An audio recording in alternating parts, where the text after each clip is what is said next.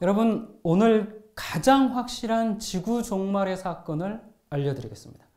그냥 뭐 세상이 흉흉하니까 종말의 때다 뭐 그런 게 아니라 정말 이것을 알면 지구 역사의 끝, 인류 종말의 때를 분명하게 알 수가 있습니다. 여러분, 코로나 확진자가 한국이 세계 2위였을 당시에 그때 미국은 한두 명 정도였어요. 그때 트럼프가 뭐라 그랬습니까? 우리는 괜찮습니다. 우리는 문제 없습니다. 미국 정부는 모든 것이 다 완벽하게 준비되어 있습니다. 뭐 그러면서 연일 자신만만한 인터뷰로 매스컴을 가득 채웠죠. 저는 그때 그것을 보면서 트럼프가 저렇게 얘기하는 것은 정부도 또 시민도 최대한 준비를 못하게 만들어서 전 미국에 코로나를 확산시키고 사회적 대혼란을 가져오게 될 것이다. 그렇게 얘기했습니다.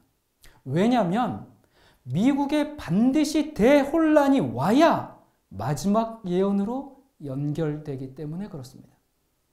그런데 이제 누가 어떤 영상을 좀 보내줬어요, 저한테. 그래서 보니까 거기에는 그분이 트럼프의 이제 그 얘기들, 트럼프가 모든 것이 다 준비되어 있습니다. 그렇게 얘기하는 것은 실제로 백신이 다 준비되어 있기 때문에 자신만만하게 얘기하는 겁니다. 미국에 코로나가 퍼지면 즉시 백신을 공급해서 세계 제1의 이제 국가 위상을 드러내고 전 세계에 백신을 공급하면서 다 지배할 겁니다.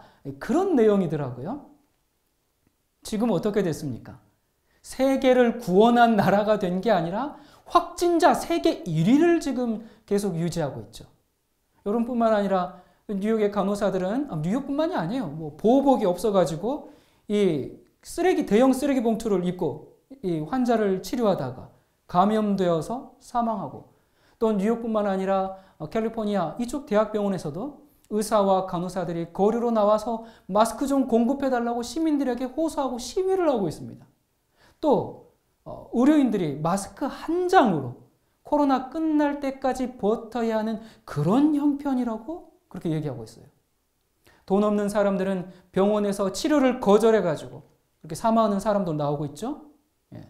여러분, 한국은 뭐 입원 일수에 따라서 당연히 이제 치료비가 좀 다르지만 몇 천만 원이 나왔는데도 본인 부담금이 얼마라 그래요? 0원. 여러분, 그런데 믿기 어려운 얘기지만 미국 질병관리센터, 이 CDC가 의료인들에게 뭐라고 얘기했어요?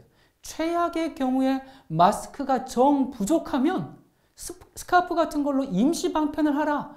그런 정말 기가 막힌 이야기가 CDC 공식 웹사이트에 올라와 있어요. 정말 요즘 미국 의사들은 자기가 제3세계 난민 국가에 봉사 가본 그 어떤 나라보다도 미국이 열악한 상황이다. 그렇게 얘기를 해요. 그러면서 매일 출근하는 것이 도살장에 끌려가는 느낌이다. 그렇게 이야기를 합니다. 여러분, 이게 세계 초인류 미국이라는 나라에서 지금 벌어지고 있는 상황입니다. 미국이 생각했던 것보다 더 형편없이 무너지고 있습니다. 여러분, 그거 없이 미국이 그냥 갑자기 용처럼 말하게 되고 세계 질서를 재편하는 게 아닙니다. 미국도 국가 붕괴 수준의 위기가 와야 마지막 예언이 이루어집니다. 그것이 전염병이든 뭐 자연재해든 뭐든 간에 아무튼 미국을 대혼란에 빠뜨리는 일이 있어야 하고, 그리고 뭐 이번 일이 아니면 다음번에라도 반드시 그런 일이 발생해야 합니다. 그러므로 성경의 예언을 올바로 이해하는 안목을 가지고 이 시대를 분별하는 눈이 정말 필요합니다. 여러분이 저희 장인 장모님께서 몇 년 만에 정말 딸을 만나러 미국에 가셨습니다. 저희 처형이 미국에 이제 캘리포니아에 계시거든요.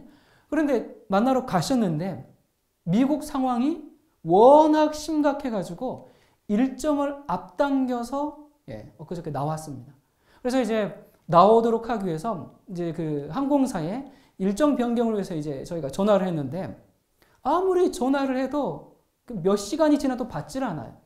그래서 검색해 보니까 24시간 동안 고객센터를 운영한다고 하는데 저희가 정말 며칠 동안 계속 전화를 했습니다. 근데 받지를 않아요. 왜 이러나 싶어가지고 인터넷 검색을 해보니까 저만 그런 게 아니더라고요. 어떤 사람은 일주일 만에 연결됐다는 사람, 또 어떤 사람은 새벽 2시에 전화를 걸어가지고 한두 시간 대기하면 연결된다는 사람, 또 자기가 그 전화를 걸어놓고 이제 대기하면서 몇 시간이고 계속 이제 기다리고 있었죠. 그러면서 이제 TV를 보고 있었는데 갑자기 전화기에서 여보세요 하면서 받은 거예요. 그래서 이 사람이 TV 보다가 이제 깜짝 놀라가지고 받았는데 이 갑자기 이렇게 연결이 되다 보니까 자기가 제대로 말도 못하고 어버버 하다가 그냥 끊었다면서 언제 전화가 갑자기 연결될지 모르니까 해야 할 말을 잘 준비하고 있으라. 그런 당부도 있더라고요. 자, 전화를 걸어놓고 언젠가는 연결된다는 사실을 알고 있어도 막상 연결이 되니까 당황하는데 여러분 이 정도 일이 아니라 이 전화 연결이 아니라 목숨이 왔다 갔다 하는 일을 모르고 그냥 닥치면 여러분 어떨 것 같습니까? 그때는 아무 생각 없이 그냥 정부에서 시키는 대로 노예처럼 생각할 겨를이 없어요. 그냥 따라갈 수밖에 없습니다. 그래서 이 마지막 때의 분명한 사건과 전개 과정을 알아야 합니다. 예. 그래서 저희는 이제 알려준 팁대로 정확한 시간대를 골라서 통화 연결을 해서 이제 일정을 변경해서 엊그저께 장인 장모님께서 이제 나오셨습니다. 여러분, 우리 시대가 왜 마지막 시대고 정말 끝이 다 된 것인가? 우리가 그것을 어떻게 할 수 있을까? 자, 여러분 마태복음에 보면은 이제 이런 말씀이 나옵니다. 예수께서 성전에서 나와서 가실 때에 제자들이 성전 건물들을 가리켜 보이려고 나오니 대답하여 이르시되 너희가 이 모든 것을 보지 못하느냐? 내가 진실로 너희에게 이르노니 돌 하나도 돌 위에 남지 않고 다 무너뜨려지리라. 예수께서 감람산 위에 앉으셨을 때에 제자들이 조용히 와서 이르되 우리에게 이르소서 어느 때에 이런 일이 있겠사오며 또 주의 임하심과 세상 끝에는 무슨 징조가 있사오리까? 자, 예수님께서 예루살렘이 무너질 것이다 라고 하니까 제자들이 와가지고 그 예루살렘이 무너지는 때와 세상 끝에 그 마지막 때는 무슨 일이 있습니까? 라고 묻습니다. 물론 제자들은 예루살렘이 무너지는 그것이 세상 끝이라고 생각하고 물었겠죠. 근데 예수님께서 이때 예루살렘이 무너지는 것과 정말 세상 끝, 세상 종말 이 두 가지 사건을 섞어서 말씀하셨습니다. 자, 9절입니다. 그때에 사람들이 너희를 환난에 넘겨주겠으며 너희를 죽이리니 너희가 내 이름을 위하여 모든 민족에게 미움을 받으리라. 그때에 많은 사람이 시험에 빠져 서로 잡아주고 서로 미워하겠으며 거짓 선지자가 많이 일어나 많은 사람을 미혹하게 하겠으며 불법이 성함으로 많은 사람의 사랑이 식어지리라. 그러므로 너희가 선지자 다니엘의 말한 바 멸망에 가증한 것이 거룩한 곳에 선 것을 보거든 읽는 자는 깨달을진저. 읽는 자는 깨달으라. 여러분, 예수님의 많은 말씀들이 있는데요. 읽는 자는 깨달아라. 이렇게까지 강조를 한 적이 없습니다. 이 표현은 성경의 처음이자 마지막으로 딱 한 번 나오는 표현입니다. 그만큼 중요하다는, 정말 중요하다는 예수님의 마지막 호소요 부탁입니다. 읽고 좀 깨달아라. 이것을 보고든 깨닫고 준비 좀 해라. 여러분, 이 말씀 속에 예수님의 그 절절한 마음이 느껴지지 않습니까? 이것을 알아야 진짜 마지막 예언을 알고 거짓과 기만을 분별하고 깨어서 준비할 수 있기 때문에 그렇습니다. 지금 우리는 바로 이 예언이 성취되는 그 시대에 살고 있습니다. 자, 그렇다면 예수님께서 정말 읽는 자는 깨달으라 했는데 그 앞에 뭘 말씀하셨어요? 멸망에 가증한 것이 거룩한 것에 선 것을 보면은 이걸 좀 보고 깨달아라. 자, 그렇다면 멸망에 가증한 것이 거룩한 곳에 서는 것이 뭘까요? 일반적으로 두 가지 해석이 퍼져 있습니다. 첫 번째는 BC 167년 이 안티오코스 4세 에피파네스가 이제 예루살렘에 공격해 들어와 가지고요. 성전을 유린하고 유대인들이 가장 혐오하는 동물인 그 돼지를 정말 어린 양을 잡는 그 번제단에 올려가지고 제사를 드리면서 성전을 모독하고 유린한 그 사건을 멸망에 그 가증한 것이 거룩한 예루살렘에 서는 것으로 해석하는 겁니다. 자, 그런데 이 해석은 그럴싸하지만 많은 문제가 있죠? 무슨 문제가 있습니까? 여러분 한번 생각해 보세요. 이 해석에 무슨 문제가 있을까요? 이게 BC 167년입니다. 여러분 지금 제자들이 예수님께 뭘 질문했어요? 미래에 대한 질문을 했습니다. 세상 끝에 대한 질문, 재림에 대한 질문을 했는데 뜬금없이 그냥 과거 사건을 언급했을 리가 당연히 없죠. 그렇기 때문에 이거는 뭐 전혀 아니고요.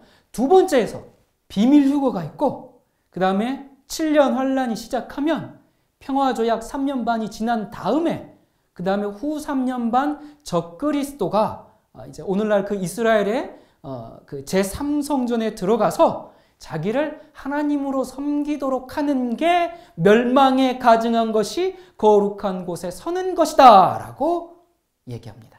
많은 기독교인들이 이 두 번째 해석을 지지하죠. 예. 여러분 제가 이렇게 말씀드리는 것은 이것도 아니기 때문에 그렇습니다. 여러분 이 7년 환란과 제3성전 얘기는요. 그 미국에서 발간된 Left Behind라는 이 12권짜리 소설 내용입니다. 이 영화로도 나왔죠. 그런데 이게 워낙 히트를 쳐버리다 보니까 이게 대부분의 기독교에서 믿는 정말 시나리오가 되어버렸습니다. 이걸 토대로 모든 예언을 다 그렇게 해석합니다. 이것은 성경적인 해석이 아닙니다. 이건 소설이에요.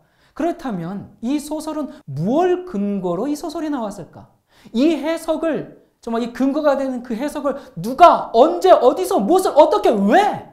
여러분 오늘 그것을 길게 설명드릴 시간은 없어요. 자세한 내용은 제가 요한계시록을 강의했는데 그 일부를 좀 참조하기 바랍니다. 간략하게 설명하자면 여러분 1517년 무슨 해죠? 종교개혁이 일어나서 교황을 뭐라고 그랬어요?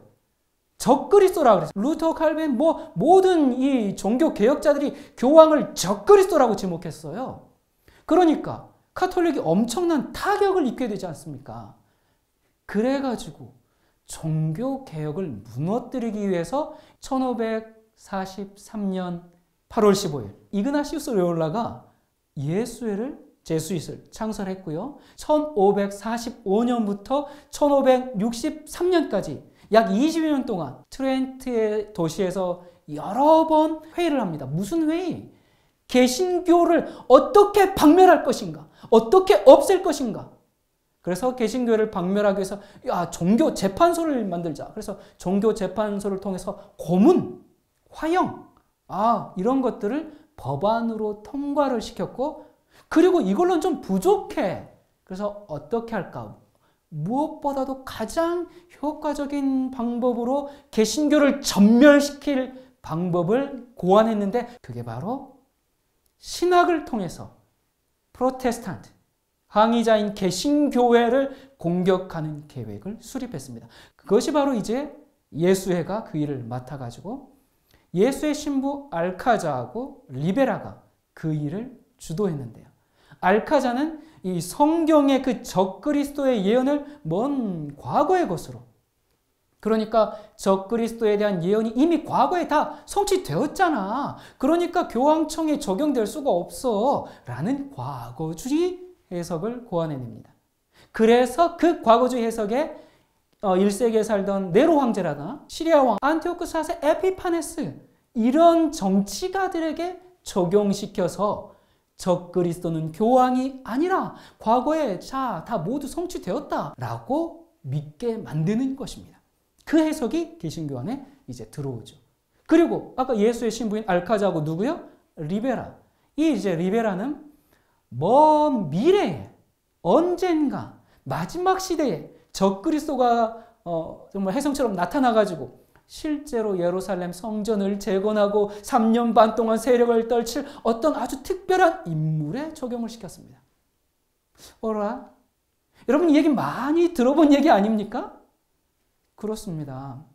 오늘날 이스라엘의 제3성전, 비밀유고, 7년 환란 이런 얘기의 신학적 원조가 어디서 나왔어요? 바로 제수잇 리베라에게서 시작되었습니다. 그러니까 오늘날 기독교회는 개신교회를 무너뜨리기 위해서 트렌트 회의에서 나온 이 두 가지 해석 안에서 지금 지지고 볶고 해석하고 믿고 따르고 그걸 이 성경의 정통적인 해석인 양 살아가고 있습니다. 이 상황을 보면서 예수님이 다시 말씀하시는 것 같습니다. 읽는 자는 깨달을진저. 여러분 예수님께서 이 시대를 보셨을 거 아닙니까? 얼마나 답답하셨으면 여러분 우리가 어떻게 깨달아야 하는가? 예수님께서 힌트를 주셨습니다. 너희가 이 제수잇들이 만들어 놓은 거짓 신학의 그 안에서 놀아나지 말고 뭐라 그랬어요? 선지자 다니엘의 말한 바 멸망에 가증한 것이 거룩한 곳에 선 것을 보거든 읽는 자는 깨달을진저.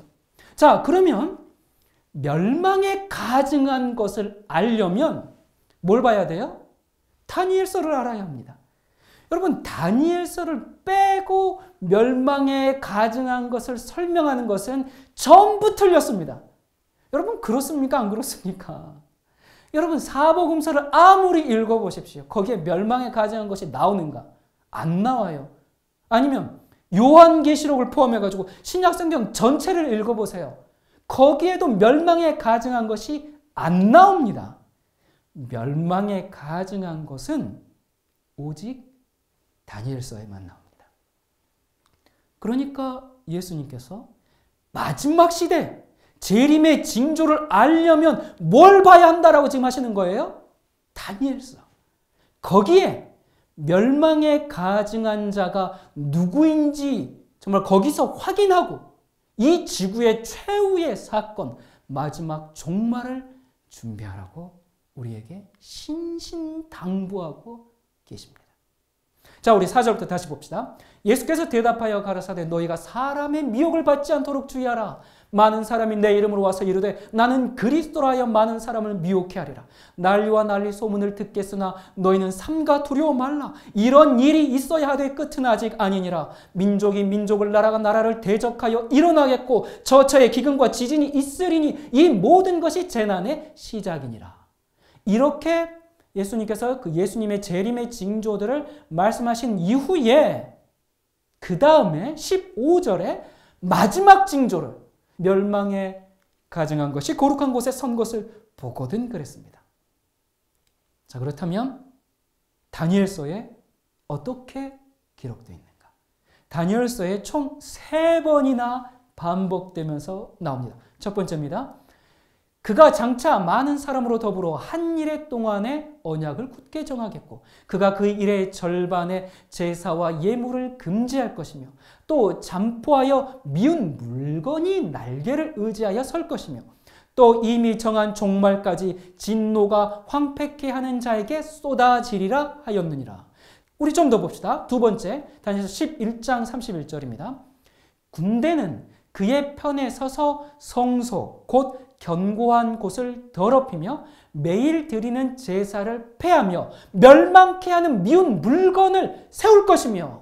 자, 여기 보니까 여기는 멸망케 하는 미운 물건을 세운다고 했죠. 자, 세 번째입니다. 다니엘서 12장 11절에 나옵니다. 매일 드리는 제사를 폐하며 멸망케 할 미운 물건을 세울 때부터 1290일을 지낼 것이요. 우리가 다니엘서에 3번 나오는 걸 보니까 미운 물건이 설 것이며 미운 물건을 세울 것이며 미운 물건을 세울 때부터. 자, 이게 같은 존재일까요? 다른 존재일까요? 당연히 같은 존재입니다. 멸망에 가증한 것의 정체가 뭘까? 이 세 성경절은 모두 한 존재를 가리키고 있는데 그것은 로마입니다. 로마? 아니, 로마는 이미 망하고 없어지지 않았나요? 여러분, 로마가 망했을까요? 아니요. 여전히 세계를 지배하고 있습니다. 로마는 두 가지 모습이 있습니다. 하나는 제국 로마인 정치적인 세력이 있고 또 하나는 교황 로마인 종교적인 세력이 있습니다. 여러분, 우리가 천주교회를 뭐라고 부릅니까? 그냥 카톨릭이 아닙니다. 무슨 카톨릭? 로마 카톨릭이라고 부르잖아요. 카톨릭 교회는 공공연한 로마 제국입니다. 여러분, 그들의 공식 명칭을 볼까요? 로마의 거룩한 카톨릭 및 사도교회. 여러분, 성경에 보면 용이, 사탄의 권세가 자기의 능력과 보좌와 권세를 누구한테 주었다? 교황청에게 주었다고, 보좌에게 이제 이 교황청에 주었다고 나오는데 이 보좌를 라틴어로 뭐라고 얘기합니까? 세데스라고 하거든요. 라틴어는 어느 나라가 쓰던 언어예요? 로마가 쓰던 언어입니다. 로마 제국이 멸망한 이후에 그 라틴어를 쓰고 있는 곳이 있어요. 어디예요? 바티칸입니다. 가톨릭은 그대로 쓰고 있습니다. 이 세데스에서 영어의 C라는 단어가 왔거든요. 여러분, 로마에서는 보좌가 위치한 도시를 C라고 불렀어요. 자, 이건 로마가 그랬다는 겁니다. 그러면 교황의 보좌가 있는 교황청은 뭐라고 부를까요? 여러분, 교황청을 영어로 뭐라 그래요? Holy See. 로마는 멸망하지 않았습니다. 다니엘서에 나오는 멸망케 하는 미운 물건은 종교 세력인 교황 로마를 지목해주고 있습니다. 어떤 사람들은 여기서 이제 한 성경절만 딱 가지고 이것은 먼 미래에 나타날 적그리스도다 그렇게 해석하는데, 여러분, 그렇게 하면 안 됩니다. 그렇게 하려면요, 새 성경절을 모두 먼 미래의 적그리스도로 하든지 모두를 다 그렇게 해야 되는데 그렇게 억지로 끼워 맞출 수가 없거든요. 여러분, 성경은 그렇게 그냥 짐작으로 예언을 풀게 두지 않습니다. 그러면 아무나 정말 이 성경이 어떻게 되겠습니까? 그래서 이 멸망케 하는 미운 물건, 다니엘서에서 반복되고 있는 이 존재는 오직 한 존재인데 이 세 성경절 모두가 바티칸을 지목하고 있습니다. 제가 이미 성경의 예언들 시간을 통해서 다 자세히 설명해 놨기 때문에 그 강의를 좀 참조해 주시길 바랍니다. 정치와 종교를 장악하고 하나님의 백성을 핍박하는 이 로마 세력을 멸망케 하는 미운 물건이라고 했습니다. 이것을 성경 자체가 증명하고 해석해 줍니다. 자, 여러분, 마태복음 24장의 그 예수님의 말씀을 누가 또 기록했죠? 누가가 했습니다. 너희가 예루살렘이 군대들에게 애워싸이는 것을 보거든 그 멸망이 가까운 줄을 알라. 그때 유대에 있는 자들은 산으로 도망할지며 성내에 있는 자들은 나갈지며 초내에 있는 자들은 그리로 들어가지 말지어다. 자, 지금 이것은 마태복음 24장의 그 말씀을 누가가 지금 동일하게 표현한 건데, 예수님이 예루살렘 성전이 다 완전히 무너질 것이다 그렇게 말씀을 하니까 제자들이 예수님, 언제 그런 일이 있을까요? 라고 물었죠. 거기에 대한 대답으로 예수님께서 예루살렘의 멸망과 그 다음 세상의 멸망을 이중으로 말씀하셨어요. 그래서 마태복음에서 얘기한 그 멸망에 가증한 것이 거룩한 곳에 선 것을 누가복음에서는 로마 군대가 예루살렘을 포위한 것이라고, 성경 자체가 그 멸망에 가증한 것이 거룩한 것에 선 것은 로마 군대다라고 1차적인 해석을 성경이 해주고 있습니다. 로마입니다. 자, 이때 무슨 일이 벌어졌습니까? 유대인들이 로마를 향해서 끊임없이 반란을 일으켰어요. 독립전쟁을 일으켰어요. 근데 로마 입장에서는 정말 조그마한 나라가 아주 성가셔요. 그래가지고 유대 반란을 진압하기 위해서 AD 67년에 이제 베스파시안 장군이 6만 병력을 이끌고 예루살렘으로 진격해 옵니다. 그렇게 해서 이제 거의 반란을 다 진압할 수 있었어요. 그랬는데 갑자기 군대를 회군시켜 버렸어요. 왜 그랬어요? 그때 로마에서 이 네로 황제였는데 네로 황제가 죽었네요. 그래서 네로 황제가 죽으면서 이제 정치가들 사이에 황제권 다툼이 일어났는데 그때 이 베스판시안 장군이 가장 유력한 후보였습니다. 그래가지고 공격을 멈추고 로마로 가가지고 그가 로마 황제가 됩니다. 그리고 이제 황제가 된 이후에 3년이 지나서 AD 70년 봄에 그의 아들 티투스가 로마 군대를 이끌고 와가지고 예루살렘은 완전히 멸망하고 말았죠. 자, 이때 예수님의 말씀을 기억하고 있던 그리스도인들은 단 한 사람도 멸망당하지 않았습니다. 멸망에 가증한 것이 거룩한 곳에 섰을 때, 즉 로마 군대가 예루살렘을 포위했을 때 그들은 예수님의 말씀을 기억했습니다. 그리고 이 로마 군대가 갑자기 포위를 풀고 떠나니까 그들은 이것이 예수님이 말씀하신 바로 그 기회의 때다라는 걸 알고 일제히 예루살렘에서 나와가지고 이 유세비우스의 이제 기록에 의하면 이 그리스도인들의 펠라 지방으로 이주하게 됩니다. 예루살렘에 남아있던 유대인들은 어떻게 됐어요? 우리가 로마를 무찔렀다. 그렇게 의기양양했어요. 그랬는데 그리스도인들은 오히려 이때 도망가지 않으면 죽는다. 알고 그 신호로 알았습니다. 자, 예수님이 이 말씀을 하실 때가 서기 31년에 이 말씀을 하셨는데 그로부터 약 40년 후에 기원후 70년에 예루살렘은 멸망했습니다. 예수님의 말씀이 성취되었습니까? 그렇습니다. 예루살렘이 예수님의 말씀대로 완전히 무너져 버린 것처럼 세상 멸망도 올 것이 확실합니까? 그렇습니다. 초대 그리스도인들이 징조를 보고 알 수 있었던 것처럼 마지막 시대 그리스도인들에게도 읽는 자는 깨달으라.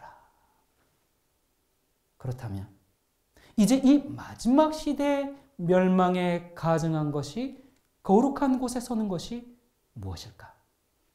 또 이르시되 민족이 민족을 나라가 나라를 대적하여 일어나겠고 곳곳에 큰 지진과 기근과 전염병이 있겠고 또 무서운 일과 하늘로부터 큰 징조들이 있으리라.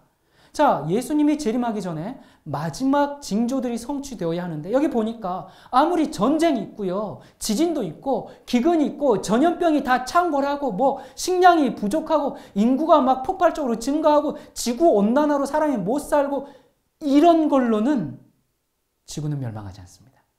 예수님의 재림으로 인류 역사가 끝이 나거든요. 근데 이런 것이 다 있는데 한 가지 징조가 더 있어요. 멸망에 가증한 것이 거룩한 곳에 서지 않으면 아무리 지진, 전염병, 전쟁,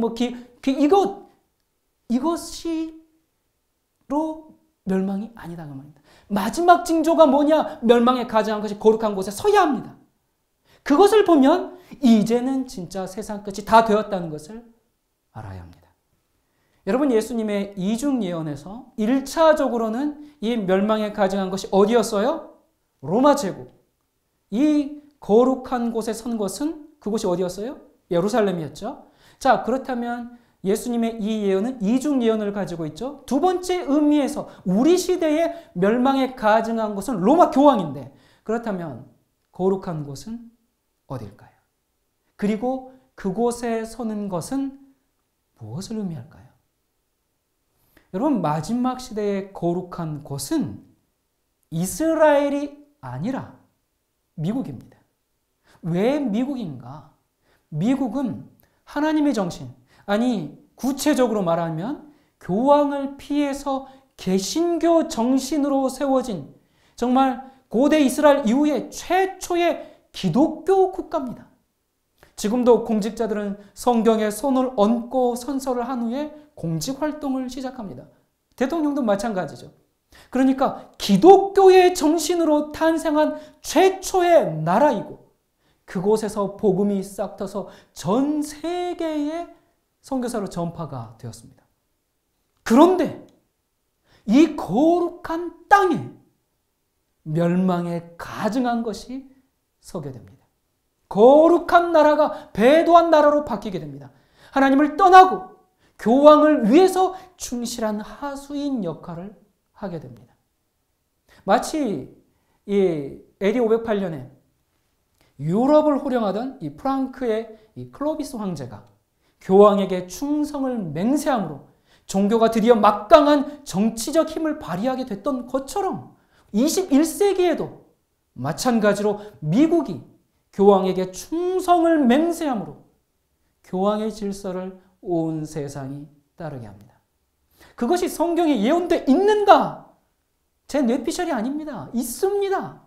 계시록 13장에 바티칸과 미국의 역할이 설명되어 있는데 11절 내가 보매 또 다른 짐승이 땅에서 올라오니 새끼 양같이 두 뿔이 있고 용처럼 말하더라. 양처럼 보이지 양이 아닙니다.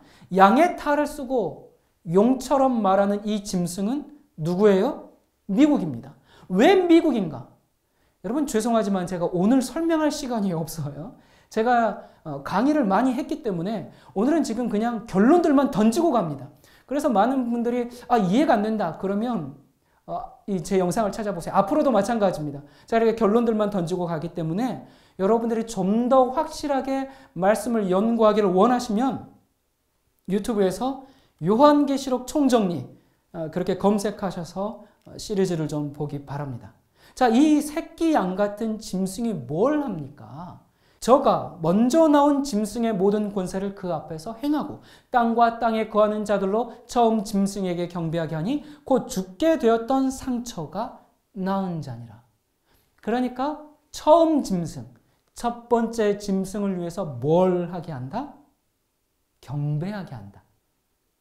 여러분 교황을 피해서 세워진 나라예요. 미국은. 지금은 전 세계 누구보다도 교황을 찬양합니다. 백악관에서 교황의 생일 파티를 합니다.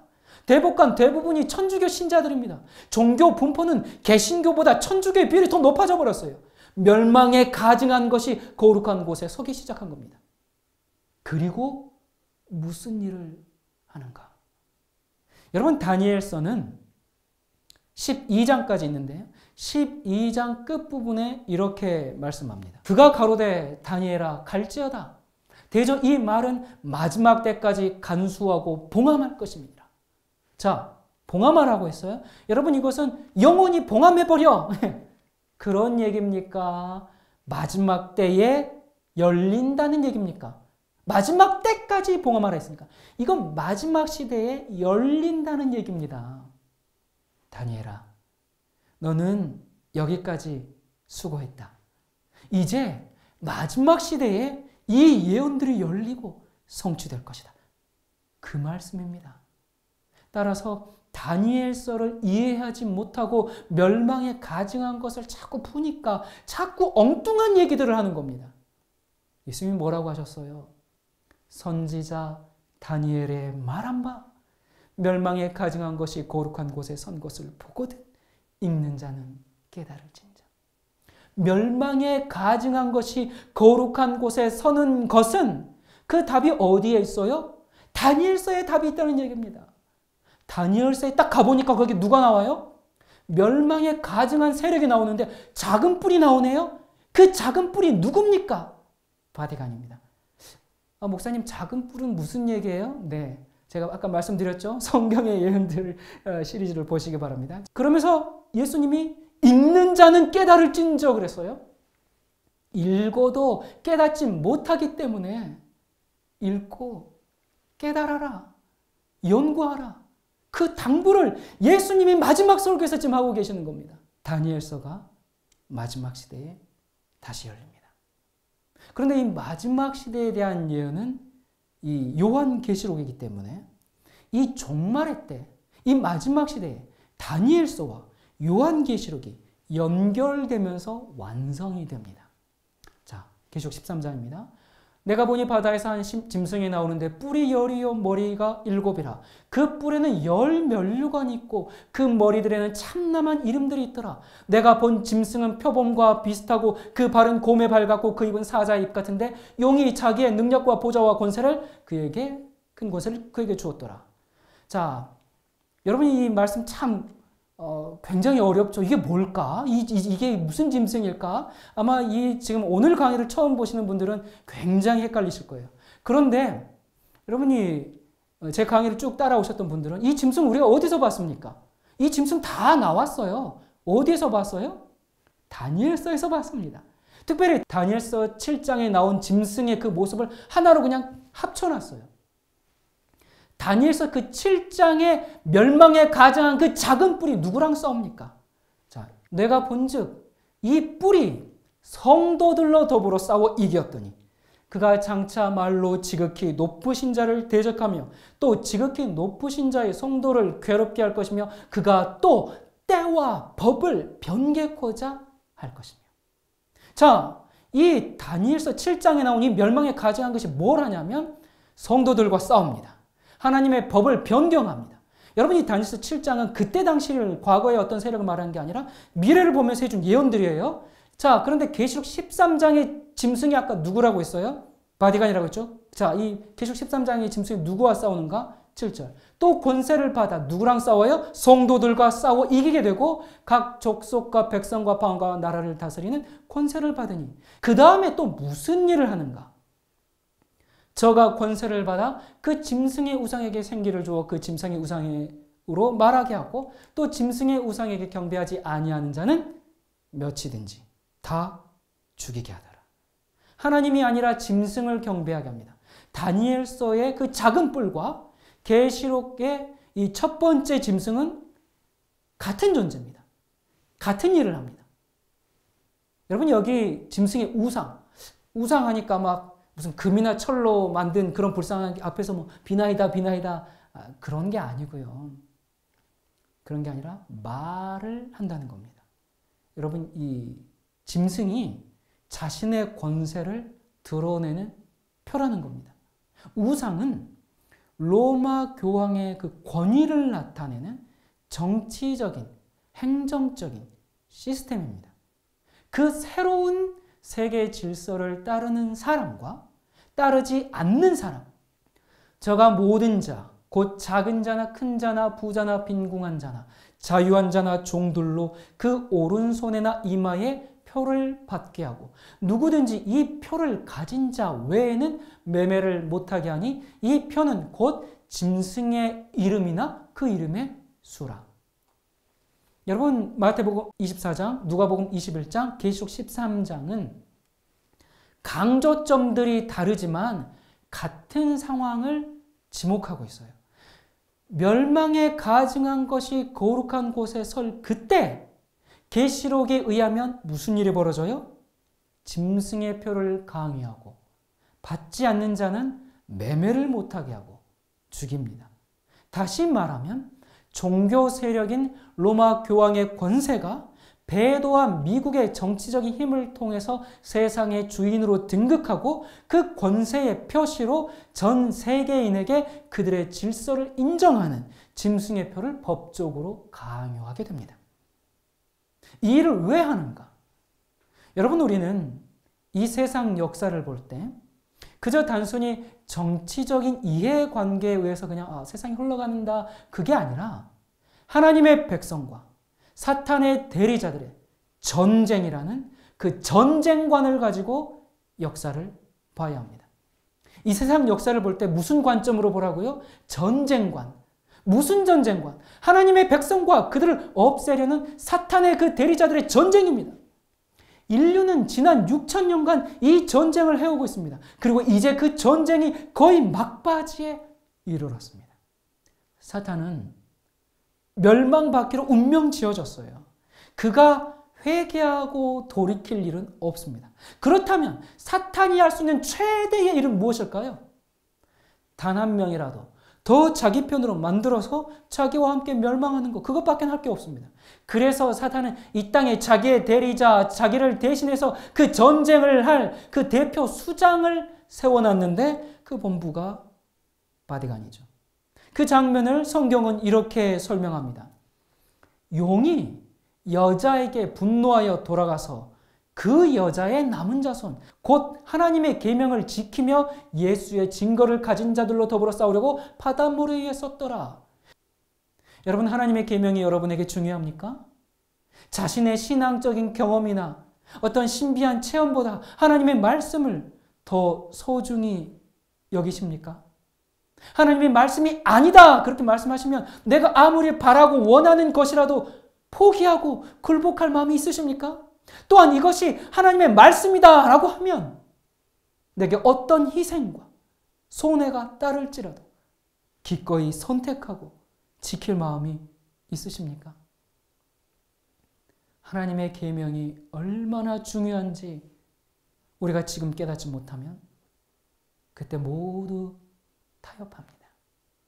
지금도 적당히 타협하면서 사는데 그때 말씀대로 사는 사람을 매매를 못하게 하고 죽일 때 그때 신앙을 지킬 수 있다고 생각하십니까? 지금 못하면 그때도 못합니다.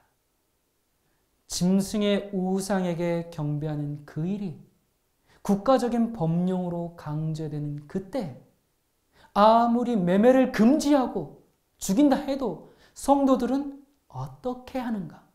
계시록 14장 12절에 성도들의 인내가 여기 있나니 저희는 하나님의 계명과 예수 믿음을 지키는 자니라. 그 시련의 날에 그 짐승의 표의 환난 기간에도 성도들은 어떻게 한다? 하나님의 계명과 예수 믿음을 지킨다. 우리 생명이 끝나는 그날까지, 예수님의 재림의 그날까지 하나님의 계명을 기억하여 거룩히 지키게 되기를 바랍니다. 여러분, 멸망에 가증한 것이 거룩한 곳에 섰습니까? 이미 섰고 이제 남은 것은 짐승의 우상에게 경배하게 하는 그 강제 법령뿐입니다. 지금 마지막 예언이 눈앞에서 성취되고 있는 것을 보고 있는 시대에 우리는 살고 있습니다. 우리는 인류 역사에서 가장 영광스러운 장면을 목격할 그런 시대에 살고 있습니다.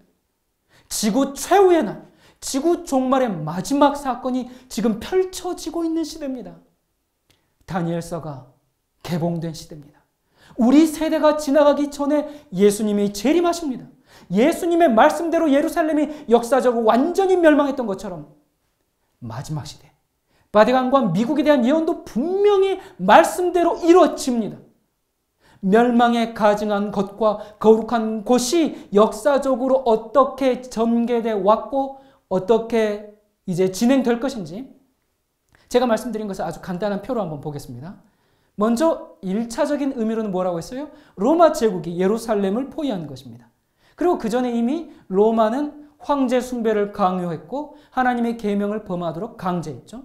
로마 제국의 정신을 이어받은 로마 교황이 비성서적인 제도, 뭐뭐 있어요? 고해성사, 화채설, 마리아 숭배, 연옥 이런 교리들을 교회 안에 가지고 들어와서 성경의 진리를 사장시키거나 대체해버렸어요. 그리고 다니엘서에 예언된 대로 하나님의 법, 때와 법, 십계명을 변경했습니다. 왜 변경했어요? 왜? 그 이유는 하나입니다. 교회의 권위가 성경보다 위에 있다. 그러면서 이 가톨릭 교회는 충분히 그렇게 할 수 있고 그렇게 해도 된다라고 스스로 주장합니다. 그리고는 마침내 하나님의 계명 대신에 자신들이 변경한 그 권위의 표를 강요하게 되는데 그것이 짐승의 우상에게 경배하는 짐승의 표입니다. 하나님이 친히 말씀하신 기억하여 지키라는 그 하나님의 법이 아니라 자신들이 변경하고 고쳐서 자기들의 권위가 성경보다 위에 있음을 드러내는 그 짐승의 표. 멸망에 가증한 것이 거룩한 곳 미국에 이미 들어왔고 이제 그 멸망에 가증한 짐승의 표를 거룩한 곳인 하나님의 인을 대신해서 강제적으로 세우는 이 예언만이 남아있는 상태입니다. 이때 하나님의 백성들은 어떻게 해야 된다고 예수님께서 말씀하셨는가? 그러므로 너희가 선지자 다니엘의 말한 바 멸망에 가증한 것이 거룩한 곳에 선 것을 보거든 읽는 자는 깨달을진저 그때에 유대에 있는 자들은 산으로 도망할지어다. 멸망에 가증한 것이 거룩한 곳에 선 것을 보거든 어떻게 하라? 도망하라 그랬어요. 자, 1차적 의미에서는 예루살렘에 살던 그리스도인들은 실제적으로 성 밖으로 빠져나와 도망가야 했습니다. 안 그러면 성원에 있다가 다 죽으니까요. 자, 그러면 마지막 시대를 사는 우리도 산으로 도망하면 됩니까? 여러분, 도망이나 가는 것이 마지막 시대를 사는 하나님의 이 백성의 모습일까요? 고작 도망가라고 이 말씀을 주셨을까요?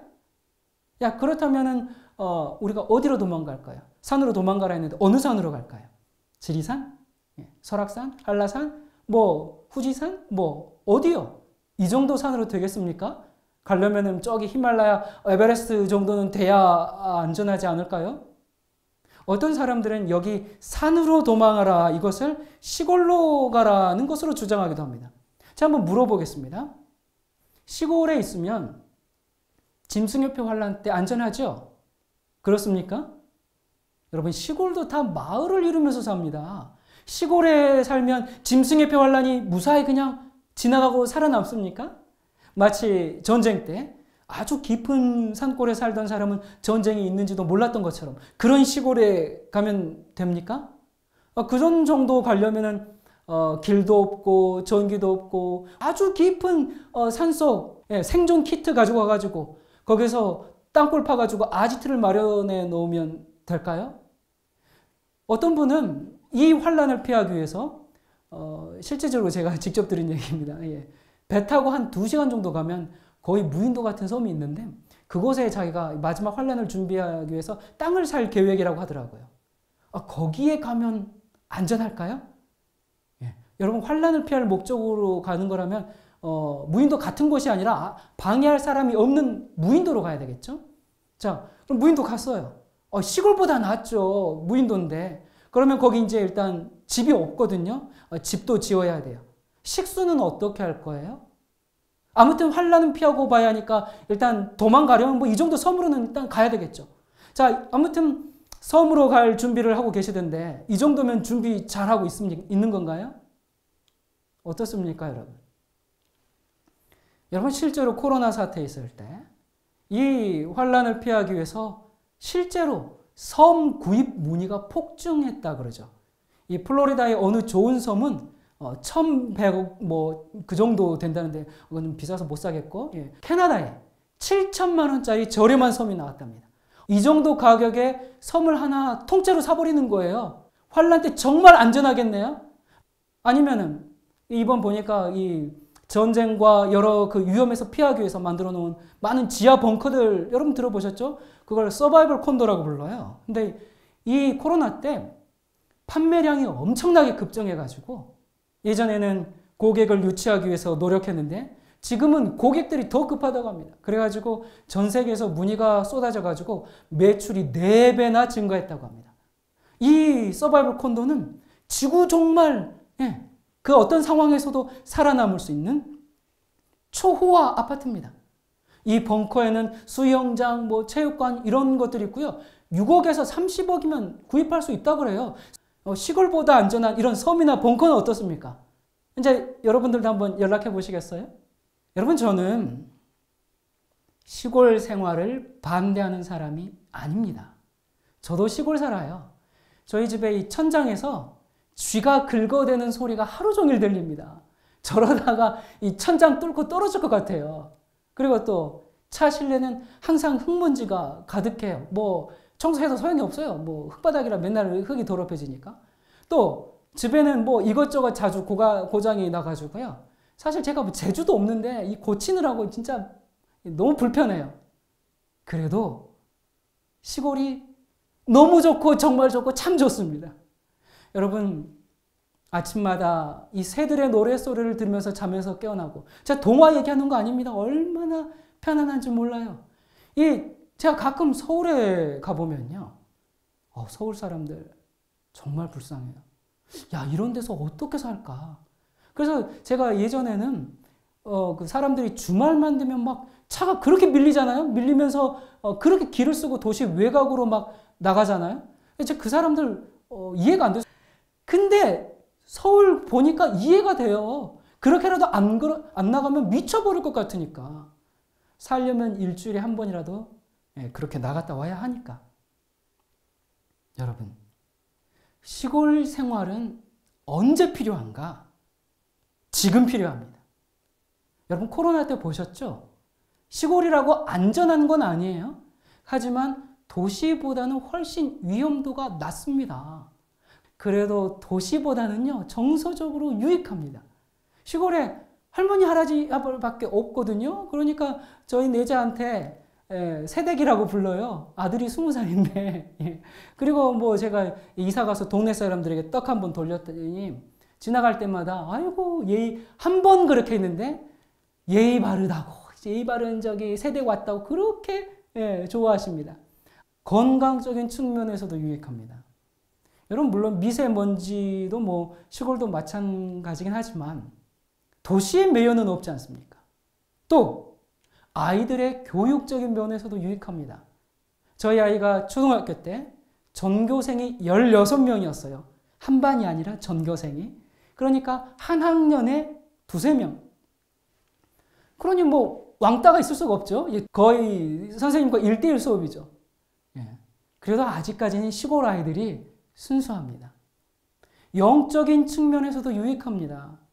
도시는 먹고 살기 바쁘잖아요. 출근하는 것이 전쟁이잖아요. 그러다 보니까 마음에 여유가 없죠. 사실 환경이 사람을 짜증나게 만들고 신경질적으로 만들고 피폐하게 만들잖아요. 말씀대로 살고 싶은데 마음은 그런데 너무 복잡한 환경. 그러다 보니까 자주 낙심하고 실패. 그러나 최소한 시골은 사람을 막 조급하게 만드는 그런 환경에서 벗어날 수 있습니다. 도시는 아무리 열심히 벌어도 나가는 것도 많아요. 여러분 뭐 그렇다고 시골은 돈이 안 듭니까? 들죠. 시골 살려면 안 들게 살아야 되죠. 외식 안 하고 카페 안 가고 문화생활 안 즐기고 이게 뭐 찌질하게 사는 것처럼 보일지 모르지만 자족하면서 사는 겁니다. 이거 배우지 않으면 시골에 와서 못 살죠. 요즘 사람들 보니까 제가 뭐 뉴스 보니까 컵라면으로 끼니를 때우면서 모은 돈으로 샤넬백을 지른다는데 이해가 안 가요. 그럼 그거 자기를 섬기는 우상숭배죠. 또 남의 시선을 신경 쓰는 노예죠. 하고 싶은데 못하는 거면 불쌍한 삶이지만 안 합니다. 안 하는 겁니다. 아니 문만 열면 산과 들이 펼쳐져 있으니까 아무데나 자리 깔고 앉으면 그곳이 카페보다 좋은데 뭐하라고 카페를 가요? 여러분 인생의 낙오자가 시골 오는 게 아니에요. 시골 생활이야말로 인생을 풍요롭게 하고 가정을 행복하게 만드는 최선의 선택입니다. 물론 시골은 도시보다는 직장 문제를 해결하기가 쉽지 않죠. 또 평생 농사를 지어보지 않은 사람이 농사로 돈을 벌면서 살 수도 없어요. 그래서 많은 분들이 내가 시골 가야 하는데 좀 두려움이 있어요. 근데 꼭 시골 와서 농사 지어야 하는 거 아니거든요. 얼마든지 뭐 또 찾아보면 많아요. 아무튼 여러분 기도하면서 내 상황과 형편에 맞는 시골 생활을 찾아보세요. 도시에서는 1억짜리 집도 전세 아파트지만 제가 사는 시골에서는 1억이면 내 집, 내 땅 그렇게 갖고 살 수가 있습니다. 물론 뭐 제가 말하는 것은 이제 막 고급 전원주택단지 그런 거는 아니죠. 아무튼 그 정도면 제가 좀 깡촌에 살아서 그런지 모르겠지만 그 정도면 그래도 충분해요. 자, 이렇게 시골 생활이 주는 유익들이 참 많습니다. 그래서 여러분 할 수만 있으면 여러분 자신과 여러분의 자녀들과 여러분의 가정을 위해서 시골에 사는 게 정말 좋습니다. 하지만 시골이라는 물리적 공간으로 이동했다고 해서 환란의 때 안전하다거나 나는 해야 할 준비를 다 했다거나 그것은 착각입니다. 산으로 도망가라는 것은 시골로 가라는 게 아닙니다. 환란을 피하기 위해서 시골로 가요? 말짱 꽝입니다. 환란 피하기 시골 가봐야 환란 못 피한다니까요. 결코 그것이 피난처가 되지 못할 겁니다. 저희 아까 초반에 우리 그 장인 장모님 미국 다녀오셨잖아요. 저희 처형네가 미국 시골에 삽니다. 주변을 둘러보면요. 완전히 한국하고 달라요. 미국 시골은. 워낙 땅이 넓기 때문에 집 하나 없어요. 그리고 앞에는 저 푸른 초원 위에 정말 목가적인 풍경입니다. 그래서 그냥 마당에 앉아가지고 하루 종일 앞에 펼쳐진 풍경만 보고 있으면요. 그냥 저절로 힐링되는 그런 곳에 사세요. 이 코로나 때문에 미국이 난리인데도요. 제가 지금도 이렇게 통화해보면 그것은 조용해요. 문제 없어요. 그런데 이런 곳일지라도 환난 때는 안전한 피난처가 아니다. 그 말입니다. 여러분 요즘 시대가 어떤 시대인데 환난을 피해서 깊은 시골 산골로 갈 생각을 합니까? 시골에 사니까 환난도 다 지나가고 그래서 이제 딱 문 열고 나와 보니까 저기 멀리서 예수님이 재림하셔. 그럴까요? 여러분 그렇게 예수님의 재림을 공짜로 맞이하려고 하십니까? 그런 일은 없습니다. 우리가 숨을 곳은 아무 데도 없습니다. 우리는 그때 여호와의 날개 아래 숨는 거예요. 자, 그렇다면 멸망에 가증한 것이 거룩한 곳에서는 이때에 우리는 어느 산으로 가야 할까? 내가 산을 향하여 눈을 들리라. 나의 도움이 어디서 올고 나의 도움이 천지를 지으신 여호와에게서로다. 성경에서 산은 하나님이 계신 곳, 나를 보호하고 도움을 주는 곳으로 표현되고 있습니다. 위기가 왔을 때 속히 하나님을 찾아가고 주님의 말씀으로 돌아가는 것이 가장 안전한 피난처입니다. 그것이 최선의 방법입니다. 마지막 때 여호와의 전의 산이 모든 산 꼭대기에 굳게 설 것이요 모든 작은 산 위에 뛰어나르니 만방이 그리로 모여들 것이라. 여호와의 산으로 모여야 합니다. 거기로 도망가야 합니다. 산은 하나님이 계신 곳입니다. 산으로 도망하라. 그게 시골이 아닙니다. 지하 벙커도 아닙니다. 마지막 때를 준비하려고 시골로 가야 됩니다. 더 깊은 데로 가야 됩니다. 이것은 예언을 오해한 겁니다. 시골은 언제 필요한 것이라고요? 지금 필요한 것이라고요. 지금 시골에 가서 하나님과 더욱 가까이 지낼 수 있는 곳으로 하나님 품 안으로 들어가는 곳으로 지금 필요한 것이 환난을 피하기 위해서 가는 그 목적 그게 아니다 그 말입니다. 예언을 오해한 겁니다. 어디로 도망가는 비겁한 모습이 아니라 하나님을 전적으로 신뢰하고 산으로 가라는 것은 하나님께 참된 예배를 드리라는 겁니다. 하나님의 산에 올라서 하나님께 대한 참된 경배, 참된 예배를 회복해야 하는 것이 마지막 백성이 거할 곳입니다. 자꾸 어디 피신 갈 생각만 하지 마시고요. 여호와의 산으로 모이라고 외쳐야 합니다. 가장 안전한 곳은 하나님이 계신 곳입니다. 여러분 우리는 환난을 두려워할 필요가 없습니다. 여호와가 우리의 방패와 힘입니다. 따라서 환난을 두려워할 것이 아니라 내가 여호와의 산에 거하고 있는지 그것을 점검해야 합니다. 예수님은 미리 경고를 해줬어요. 그때 그 일이 닥쳐서 갑자기 말씀하지 않았습니다. 그러면 사람들이 준비하지 못하게 되죠. 마지막 시대에 짐승의 우상이 세워지고 거기에 대한 경배를 하도록 짐승의 표가 강요될 그때 시대를 분별하지 못하고 적그리스도를 분별하지 못하고 거대한 세상의 조리에 휩쓸려 가고 맙니다. 그래서 지금 성경의 진리를 전해줘야 합니다. 지금은 멸망에 가증한 것이 거룩한 곳에 서고 있는 시대입니다. 이것이 예언의 마지막 징조입니다. 바티칸과 미국의 연합, 세상의 모든 종교와 정치의 연합, 그래서 짐승의 표가 하나님의 인의 자리를 대신해서 세워지고 있는데 아직 강제적인 법령으로서만 시행되지 않은 시대입니다.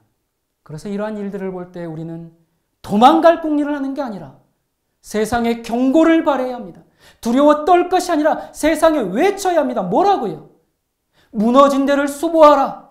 진리를 바르게 세워라. 창조주 하나님을 경배하라. 바벨론에서 떠나라. 짐승의 표를 받지 말라. 분명한 메시지를 전해야 합니다. 이것이 여호와가 계신 산으로 피하는 일입니다. 사단의 대리자가 그리스도의 가면을 쓴 채 마치 하나님을 위하는 것처럼 하나님의 법 10계명을 고치고 자기들의 권위를 그 위에 놓았지만 인간들은 천지를 창조하시고 인간을 창조하신 하나님께 마땅한 예배를 드리라고 마지막 시대에 외쳐야 합니다. 예수의 믿음을 가지고 하나님의 계명을 기억하여 지켜야 한다고 말해줘야 합니다. 그 일은 지금 해야 합니다. 짐승의 우상이 세워지기 전에 하나님의 산으로 가서 죄를 떠나고 하나님의 계명을 기억하여 순종하며 하나님의 법과 예수의 형상이 우리에게서 회복되어야 합니다. 이것이 이 마지막 시대에 우리가 가장 시급히 준비해야 하는 것입니다. 기도하겠습니다. 세상 역사를 주관하시는 하나님 아버지, 어디로 가야 할지 모르는 우리에게 분명히 피해야 할 곳을 알려주셔서 감사합니다. 지금은 멸망에 가증한 것이 거룩한 곳에 서고 있는 시대입니다. 읽는 자는 깨달으라. 그렇게 간절히 말씀하셨던 예수님의 음성이 이 시간 생생하게 들리는 듯합니다. 우리가 깨어서 더욱 열심히 성경을 상고함으로 이 마지막 시대에 반드시 전해야 하는 그 복음을 담대하게 외칠 수 있도록 용사의 믿음을 허락해 주시옵소서. 사탄의 모든 권세를 무찌르고 다시 오실 예수 그리스도 이름으로 기도드립니다. 아멘.